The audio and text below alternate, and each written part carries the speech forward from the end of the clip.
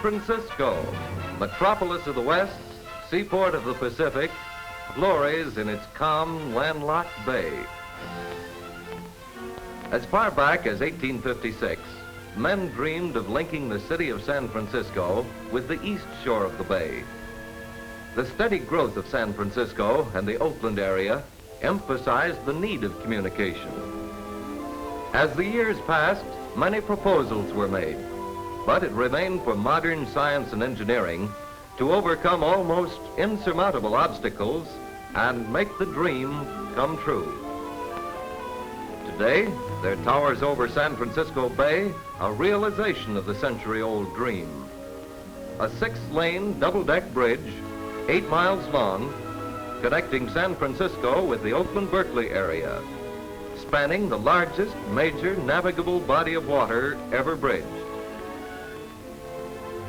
The West Bay Crossing is a twin suspension bridge with an anchorage in San Francisco, a central anchorage, and another anchorage on Yerba Buena Island. This twin suspension span is the largest of its kind in the world and crosses nearly 2 miles of deep water. A tunnel through the island connects it to a cantilever span on the east side, which in turn is connected to the east shore of the bay by a number of through truss and deck truss type spans. Building the cantilever and suspension sections was a challenge to American ingenuity. A novel method of sinking the foundations was employed. Steel cutting edges, towed to location between working docks, were built up with hollow steel cylinders.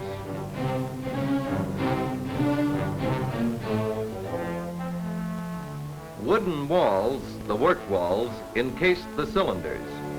New units were added at the top as caisson sinking progressed. This cross-section diagram shows the caisson in position between 2 working docks. Air pressure was maintained in the cylinders to control the sinking as concrete was poured into the spaces between them. On reaching bedrock, the mud was scooped from the cylinders and replaced by a 30-foot concrete seal.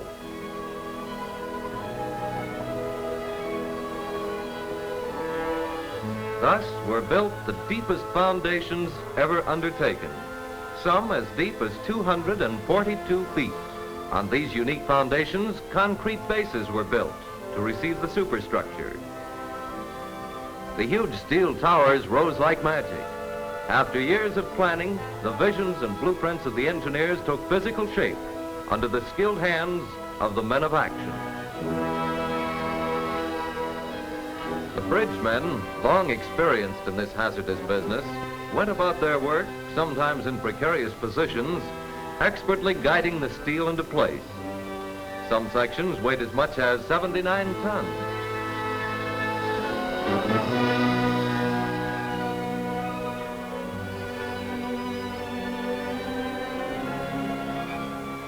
All the steel sections were fabricated at American Bridge Company's plants at Gary, Indiana, and Ambridge, Pennsylvania.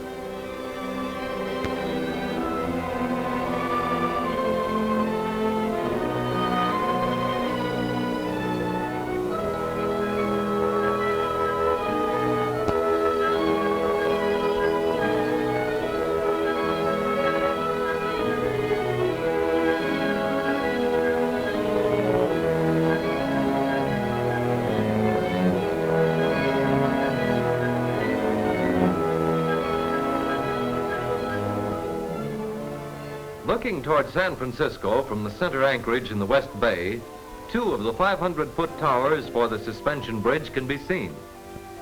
Looking in the opposite direction past the other pair of towers, we see Yerba Buena Island, where the great East and West Bay sections of the bridge are connected by a tunnel. This tunnel, 63 feet wide and nearly as high, has the largest cross-section of any tunnel in the world. Let's cross to the other end of the tunnel for a glimpse at the East Bay section. 2 mighty piers will support the massive steel towers for the 1,400-foot cantilever span and its two 520-foot anchor arms.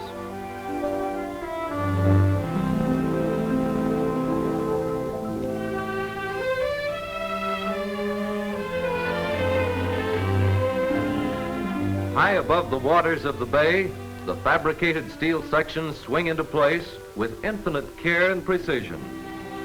Building the third longest cantilever span in the world, the longest in the United States, was the bridgemen's toughest job.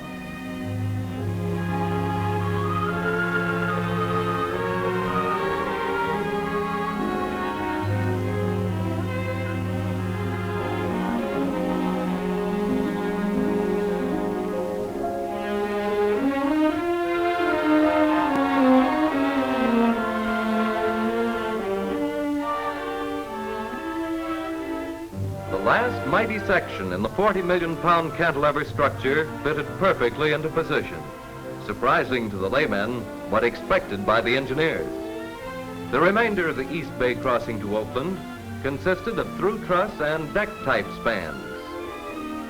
Back on Yerba Buena Island, work is being completed on the cable anchorage for the second of the West Bay twin suspension spans. Steel eye bars and a wedge-shaped mass of concrete have been firmly embedded in the rock of the island. More eye bars, sunk deep in 130,000 tons of concrete in San Francisco's Rincon Hill, form the western anchorage. The 340,000-ton center pier, with its steel A-frame and eye bars, is ready to serve as a common cable anchorage for the twin suspension spans. While signs and sentinel launches keep bay traffic away from danger, the catwalk ropes are drawn into place. A huge reel of USS American Tiger brand wire rope at a tower base feeds out above the water toward the center anchorage, 1,160 feet away.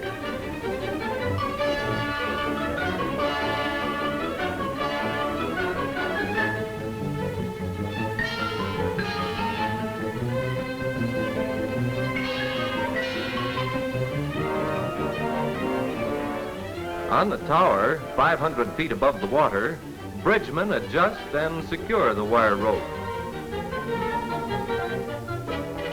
To provide a firm, safe footing for the bridgemen, a special type of catwalk was designed. USS Cyclone chain link fence was chosen for its lightweight, low wind resistance, and great strength. This bundle of Cyclone fence will cover a distance of 100 feet.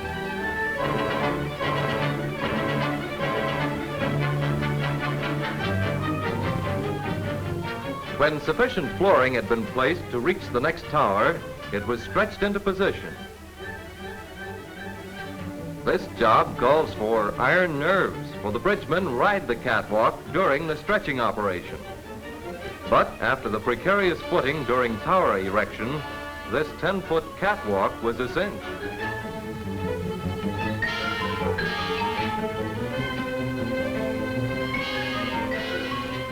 Fun, but with a serious purpose, to keep the wire mesh sliding freely as it is stretched over the steel ropes. San Francisco Bay looked like this from the catwalk. Far below, the old ferry boats plow stolidly along, soon to be replaced by trains of electric cars, automobiles and trucks, rolling in an endless stream across the bridge that soars above.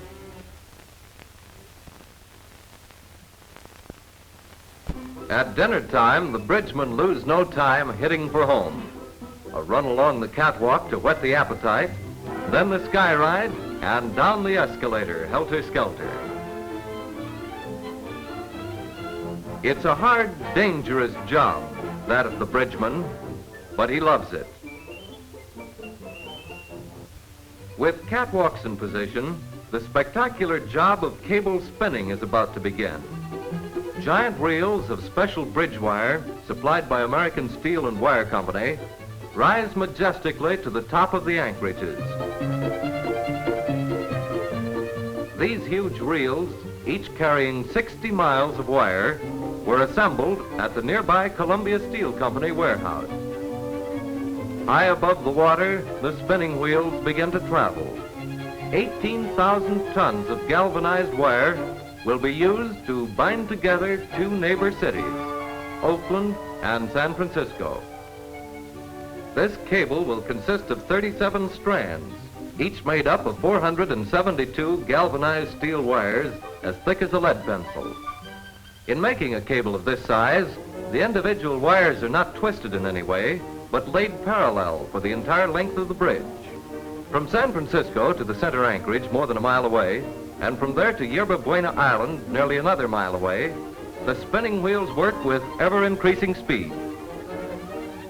This model will illustrate the principle of cable spinning. The end of the wire is anchored temporarily and passed around the strand shoe. Then, the spinning wheel takes the loop across to the other side. There, it's removed from the spinning wheel and looped around that strand shoe. This is repeated until a sufficient number of wires have been laid. Then, the wire is cut and spliced to the beginning end.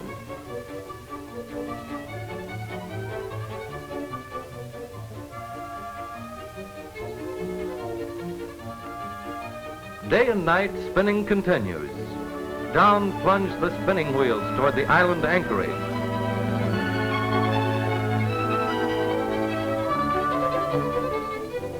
There, bridgemen remove the wire and rethread the wheel.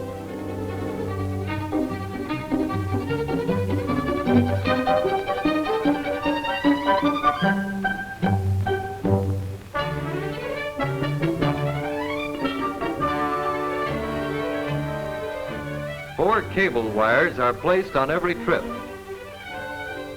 Let her go!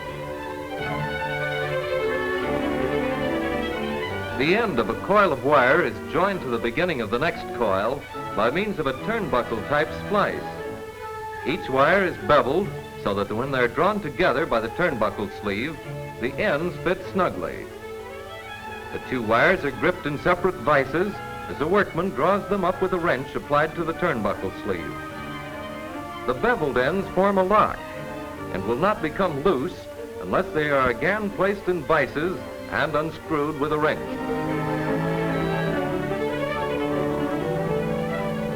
Two spinning wheels operate on each hauling rope. Halfway between the anchorages, they meet and pass.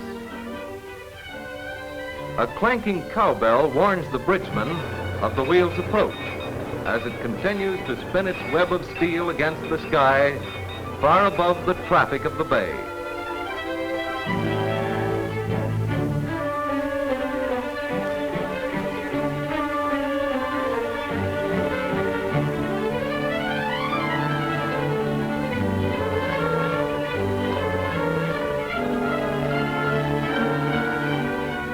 When spinning was completed, the compactor went into action. 6 75-ton jacks in this machine squeeze and bind the strands into a mighty cable 28 3/4 inches in diameter.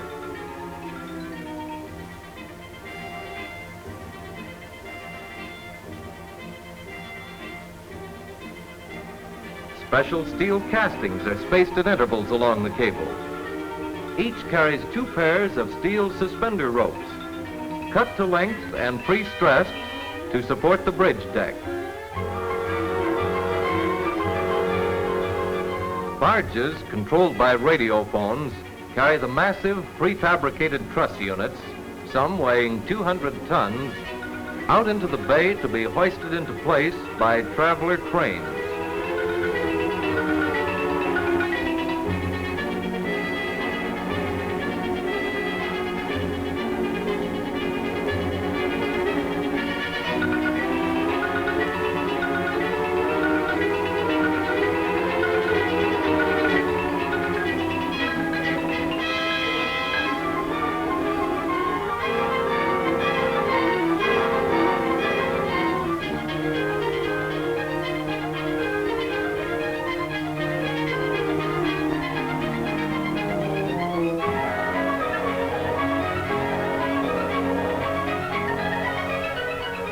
Soon, hundreds of sections had been guided accurately into place in the structure.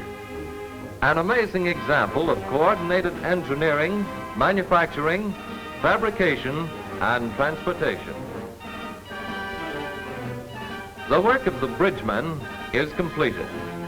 The rugged men of steel are ready to move on to the next job, wherever it may be, of drawing together the people of the world.